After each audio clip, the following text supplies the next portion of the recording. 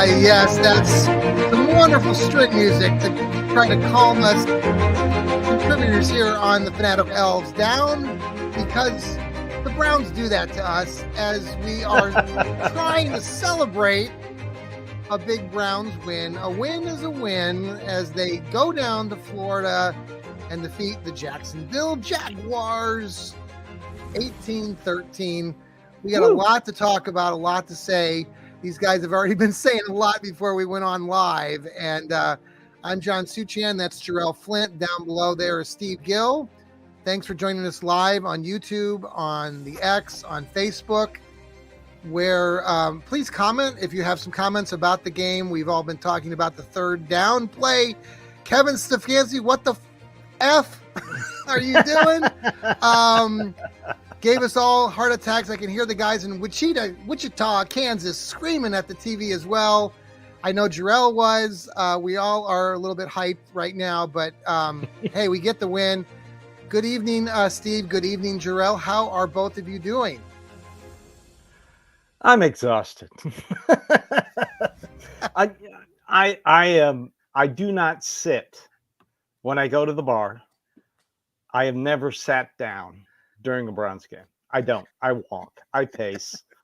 I have my hands folded. And the third quarter wore me out. I tell you, I must have walked 10 miles just during the third quarter. Oh my God. Yes. Jarrell, how are you doing right now? You know, I'm gonna try to make it at some point. I hope this doesn't happen, but I'm just gonna keep calling it the Stefanski special. We got a lot of Stefanski specials today, and the Stefanski special almost cost the Browns the game. So not too thrilled with that. Now a win is a win, but a win is a win. Now we are Browns fans, and we are like you. Thanks for joining us too on Apple and Spotify if you're listening to us later. And a shout out to Hemisphere Coffee Roasters, who's one of our sponsors. Yeah, a win is a win, but this is definitely one of those. Let's just go right to that third down play, because I know it's a Stefanski special, and you could almost die. You could pre-see it happening. I mean, you get a couple nice runs. You just get the safety. You do all these things. It was a crazy last few minutes of the game.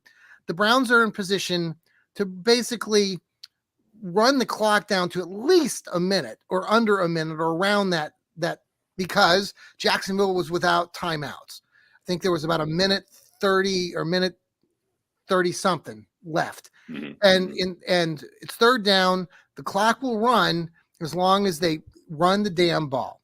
But nope, Stefanski deciding to be clever like he always tries to outdo everybody. And he talked about it in the press game conference, and we can talk about it, but he basically blamed Watson for not taking the sack. Don't put the damn ball in Watson's hands to begin with. Run the damn ball. You get but instead, everything happens. Watson throws the ball away. The clock stops. You give Jacksonville about a minute and 20 something, right, to go, and they got down to the 30 and got they got at least one attempt into the end zone. No good. It's a win. But gosh dang it. Jarrell, what do you have to say about it? They had that play where they were bringing in Jameis Winston on the one QB sneak. They lined up, and then they had the other one where they tossed it out wide. On that 3rd and 2, that critical, why not just line up in the same formation? You already hit them with it once or twice, and either, again, have some variation of that. Like I can't imagine that they only had 2 options of that particular package, but to call a play action boot going to the left in that situation, because remember I've been saying about Stefanski, it's situational play calling that he struggles with. And, a minute 30 rather than taking it down to 40 or 50 seconds with a top 5 defense. Yep. And they just showed that. That's the damn thing about it. They just showed that, by getting the safety, by, pinning them back there, they got the safety. So Stefanski, again, Stefanski special. It was just boneheaded. And this is where he really, like you said, Jarrell, does not get it. And fans get it. And anybody who's criticizing us right now for commenting about Stefanski's that play call, you're not really invested in the Cleveland Browns, and you don't get it as an outsider. Especially, we get some of these outsiders who don't follow the Browns. They write for the Browns, but they might live in wherever. They don't understand and they don't get it. And Stefanski better get it, because the fan base understands. And he does that next week in some situations, and it might, we don't want to go there. Steve, what do you think about that last whole series? Well, it was a BOGO on Stefanski specials. Buy one, get one. Right? I love it. Oh my God. I mean,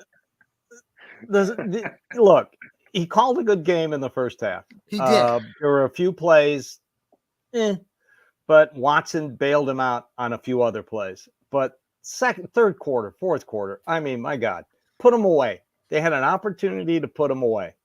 And all they did was shoot themselves in the foot because they had bad play calling. He's got to turn the offense over to Dorsey. Let Dorsey call Dorsey's offense. Yes. I mean, come on, Kevin, you're a good coach, 2-time coach of the year, but let it go, dude. And I'll tell you one thing I'm impressed with, and Jarrell mentioned this on the pregame show about the defense. I think Jim Schwartz found a little groove there today. He showed some things that we hadn't seen before, and I'm very impressed. And he kept doing it, and the Jaguars had no answer for it. And that was good. I like that. Absolutely. Mm-hmm. Well, there's a lot more to talk about in this game. It started out really well. 89-yard, 16-play, 8 or 9 minute drive at the beginning. Wonderfully. Yeah. Beautiful. Deshaun finishes it by running it in for the touchdown, up 7-0. They get the ball back. Their defense steps up. They get it back. They're marching it again comfortably. Amari Cooper is off to a slow start this season. And what the hell is wrong with him? He had such an opportunity early in that game, wide open. Yeah. The pass was a little bit of a reach, but he has got to pull that down. And he didn't. Browns end up settling for a field goal. And I think it was 10-0 at that point. Mm-hmm. What were some other observations you saw in that first half that you really liked? Foreman. I liked it. Foreman, I feel like he was the spark plug for that whole first drive, because they had, he was running hard. He was running forward. And even if it was a 3-4 yards, that's a big man to try to tackle. So then when you spell him with Ford, and he's a little faster, he's a little shiftier, I think that's the thing that puts the defense off balance, to have to, okay, we got the sledgehammer coming. Now we got to try to tackle this shifty guy, which allowed the play action, which allowed them to hit medium throws. There were guys that Judy looked to be a little more open, to be a little more open. You saw the Cooper thing. So that's how bare minimum this team should look. Start with the run, open everything up from that. So that was promising. At least a half of it was promising. Mm-hmm. But Foreman really was. I really liked what I saw there. 14 carries for 42 yard. 14 carries for 42 yards. Only a 3-yard average. 16 to 18 carries. Yeah, and he almost had he could have finished it off there. Nice run toward the end of the game. Got called for offensive, grabbing the face mask, which put him back. But it was a hell of a run. I like to see him. He gets that Browns crowd next week behind him, and I hope Stefanski learned something at least from that first half, and when he established the run. And I think we all were very happy to see that early on in this game. We did see, you mentioned Jerome Ford had a nice little run for 40 or 50 yards down on that fourth down play. Was that in the first half too? Was that James Winston, right? There was a fourth down, and then they pitched it to Jerome, and he ran around the end, right? For I believe 30, 40 yards. First half, I think it was second quarter. Yeah, James Winston's really, it's nice that you can kind of put him in there, kind of like they did in the past with some of these other big quarterbacks they've had, like Jacoby Brissett, when they bring him in just to do that. like that. Well, Harrison Bryant ain't walking through that door. Where's Harrison Bryant these days? Anybody know where he went? He's with the Raiders. Oh, and the Raiders, by the way, thank you very much, Raiders. They came back and Yep. beat the Ratbirds today, 26-23. We love it. The Ratbirds are 0-2. They lost the game at home in Baltimore to the Vegas Raiders.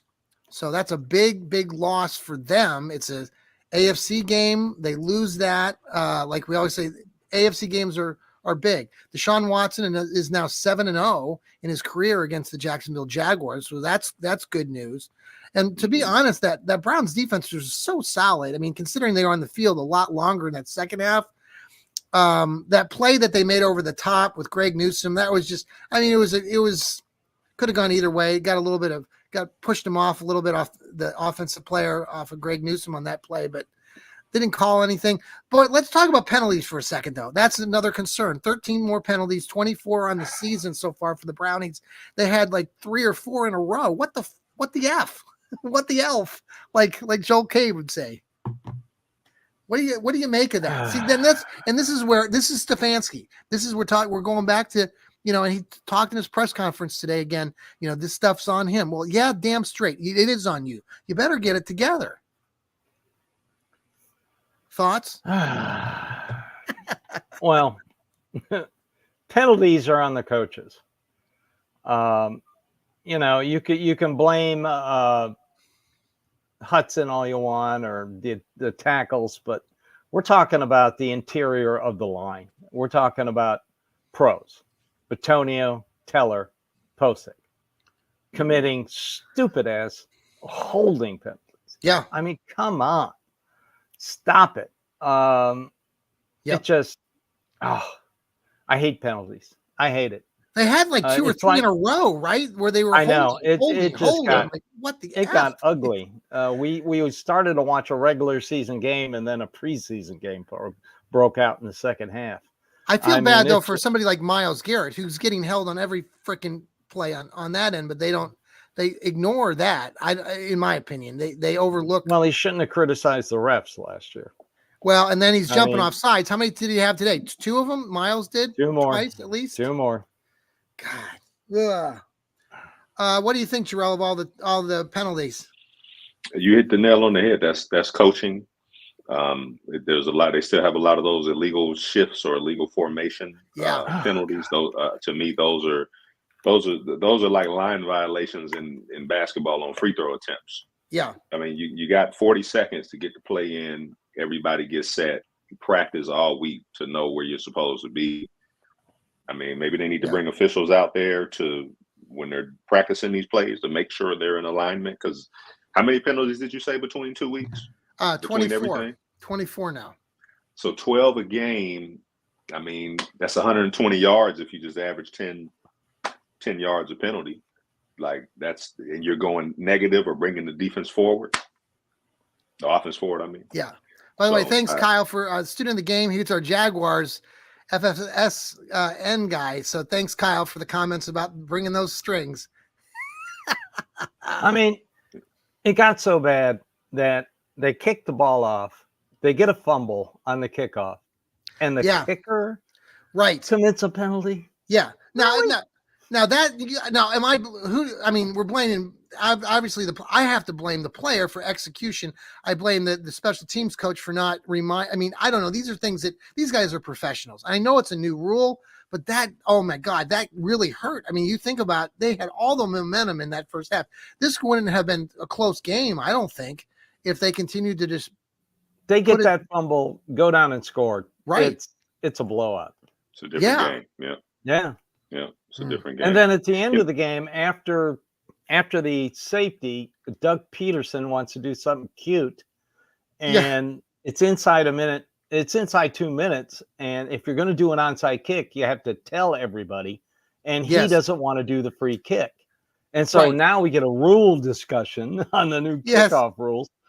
I mean, and I could see Kevin Stefanski going, well, this should be delay a game. I could read his mouth. This should be delay a game. And he was right. I mean, you don't know the rules in week 2 of the kickoff rules. Throw the flag. I mean, come on. Ridiculous. Let's pause for a quick break here. We're on our post-game show. The Browns win. They hold off the Jacksonville Jaguars 18-13. It's a win. A win is a win. We'll be right back here with the Fanatical Elves after you listen to these breaks, commercials on the break. And we're back. It's a winning post-game show. We got Jarrell. We got Steve. We are happy, kind of, but we're talking a lot about all the sloppiness, and even our colleague Kyle Nash from Jacksonville is commenting about that as well. Thanks, Kyle, for tuning in to us here on, I think you're on the X. Thank you, or Twitter. Yeah, let's just run through some of these stats. So, Deshaun started out the game really strong. He finished 22 for 34 for 186. He had the running touchdown. Passer rating was like around 90, I think. So not bad. Jerome Ford finished on the 7 carries, 64 yards. But I thought Foreman's numbers, 14 carries for 42 yards, was more important to the team, moving the ball forward. Jerry Jeudy, 5 catches for 73 yards. A couple of things defensively. The Browns had 4 sacks today, including Miles had 1. Hicks had 1. Who are the other guys? Jefferson, and then Alex Wright with the big one in the end zone for the safety. So good job for him. The Browns defense, like you said, Steve, seemed like they found their, Jim Schwartz found their groove a little bit. I'll tell you what impressed me. They were last in the league in red zone defense. Yeah. And 2 out of the 3 times Jacksonville got in the red zone, they held them with field goals. I'll take that any day of the week. Yeah. Yeah. No, that's true.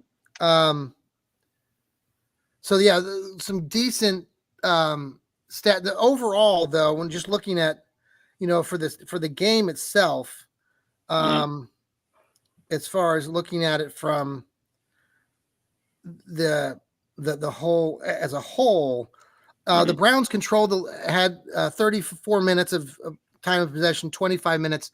Stefanski commented on that in his post-game show tonight, talking about he's just trying to move the sticks. He doesn't really talk about possessions, but see, and this is where I disagree. I disagree. Like, and this is where I don't like Stefanski's take sometimes, because I don't think his style of football just pisses me off in times. A lot of us. Yep. So, the Browns finished with 280. Let me go back in here and look. I don't have it written down here. I thought I did. Here's a couple stats that might surprise you. The Browns were 2 for 14 on third down conversions today. Oh, atrocious. 2 for 14. Jacksonville was 3 for 9. The Browns had 13 penalties for 100 yards. Jacksonville had 6 for 52.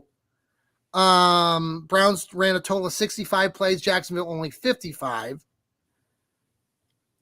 Like I said, our passing game, we had 172 yards total. Fourth down, we were 3 for 3 on fourth downs. So there's that.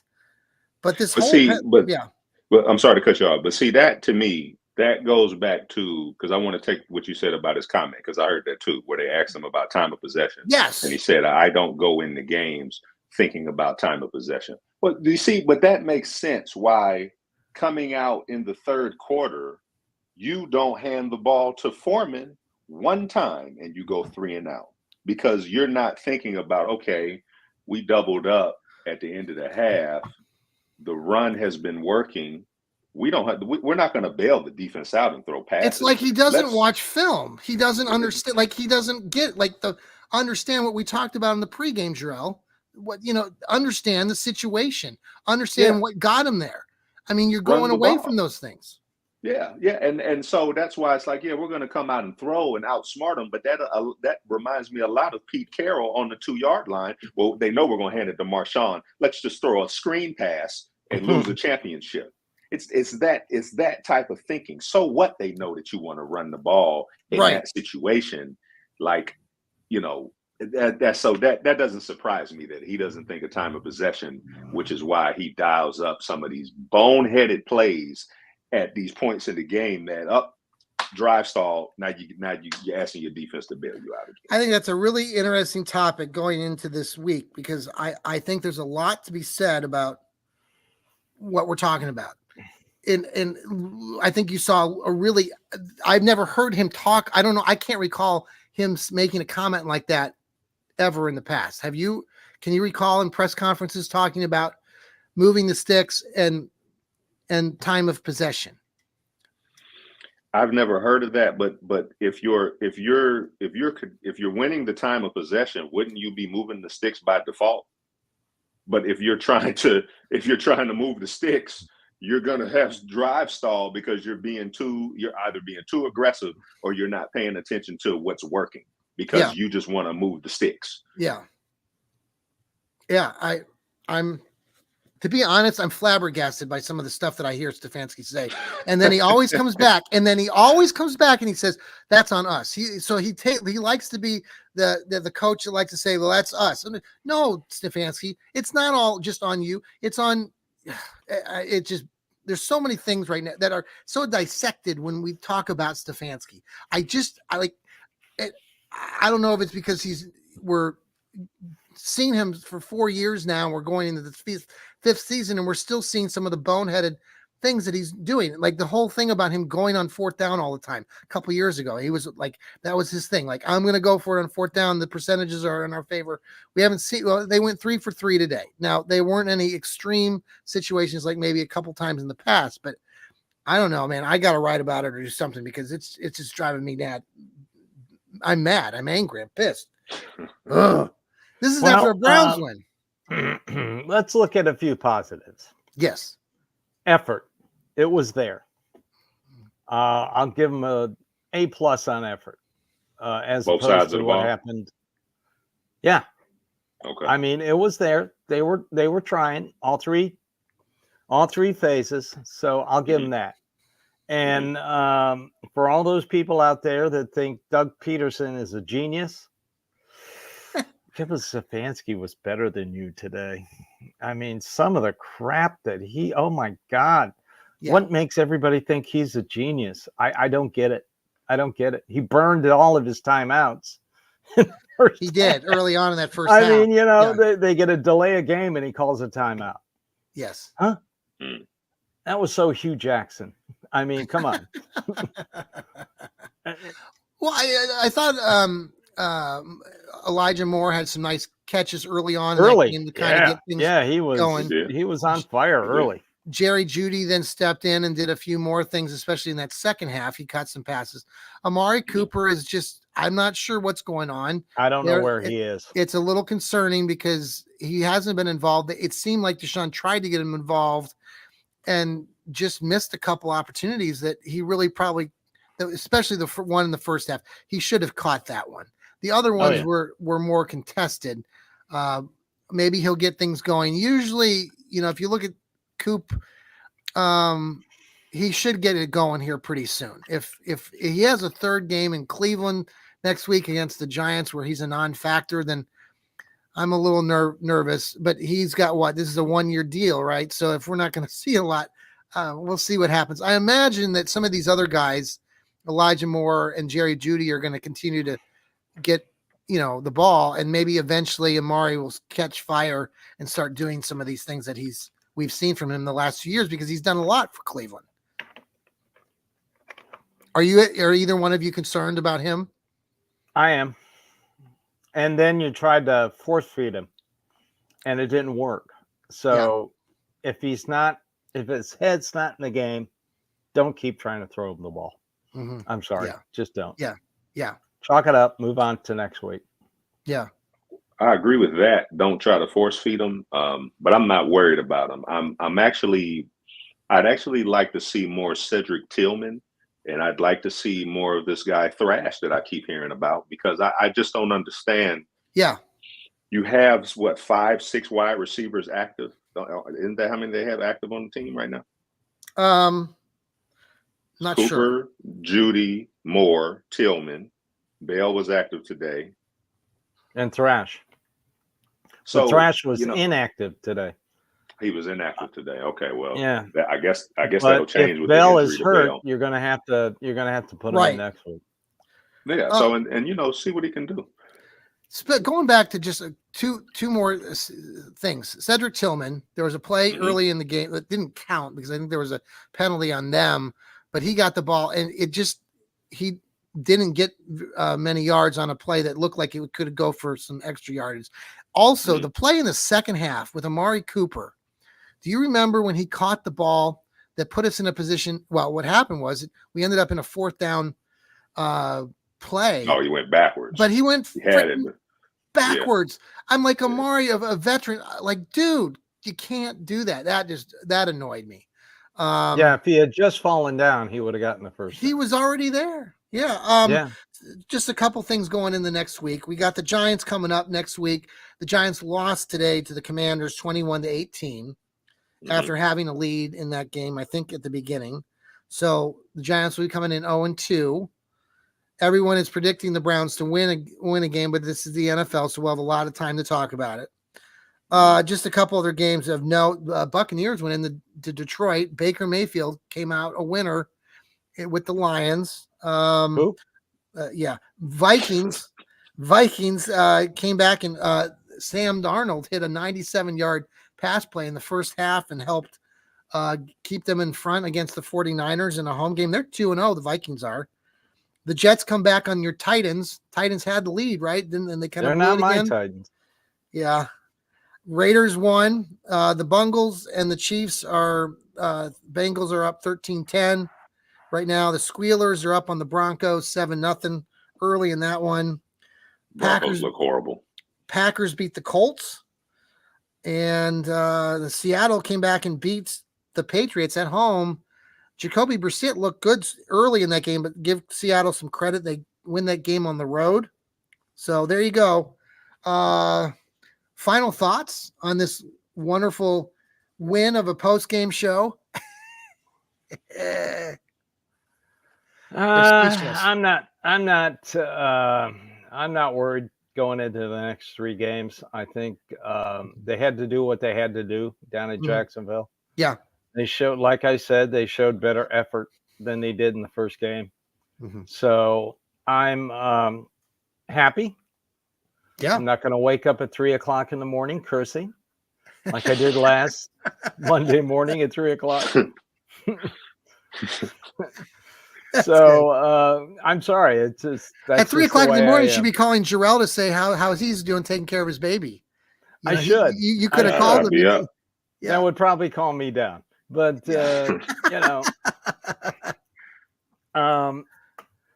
I'm glad the next game is at home against the Giants. I don't care what they did today. They're not a very good football team. I'm not worried about the Raiders. There's something seriously wrong with the Ravens. And then they get the Commanders. They should be able to win the next three games, and that would be good. Yes. So let's just chalk this up as a W and take it. Yep. Jarrell? Yeah, I agree. I give the defense an A. Probably need to give them an A+. They only gave up, 13 points? So defense played well. Special teams played well. The offense played probably a B in the first half, but you get a D for the second half. Yeah. So you're hovering around C minus. And while I feel playing the way they played in the first half is really all they need to do. The problem that I had with Stefanski is that in the second half, he doesn't have a feel for momentum. He doesn't have a feel for pulse. He doesn't have a feel for, even if this drive doesn't amount in points, let's just get a couple of first downs, and we can do that with the run. We can do. I don't know that I've ever seen him call 3 straight run plays, even with Nick Chubb as his back.